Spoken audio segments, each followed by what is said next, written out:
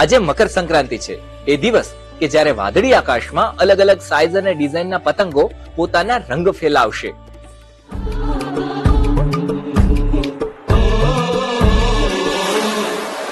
બધી બાજુથી એક જ અવાજ સંભળાય છે.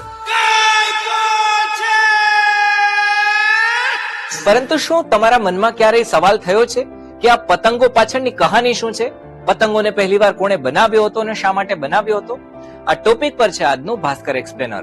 200 ઈસવીસન પૂર્વે એટલે કે લગભગ 2200 વર્ષ પહેલા ચીનના હાન રાજવંશના શાસન દરમિયાન પતંગનું પહેલું લેખિત સબૂત મળ્યું હતું.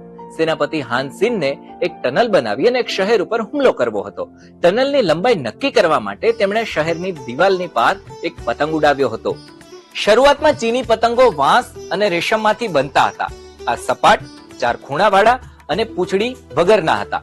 પૂંછડી તો પછીથી ઉમેરવામાં આવી અને પતંગ દુનિયાની સફરે નીકળી પડ્યો. 13મી સદીમાં પતંગ ઉડાવવાની પરંપરા વેપારીઓ દ્વારા ચીનથી જાપાન, કોરિયા, બર્મા, ભારત, અરબ અને ઉત્તર આફ્રિકા સુધી ફેલાઈ. ચીની વેપારીઓ પતંગ ઉડાવી અને નક્કી કરતા હતા કે એમની યાત્રા સફળ થશે કે નહીં.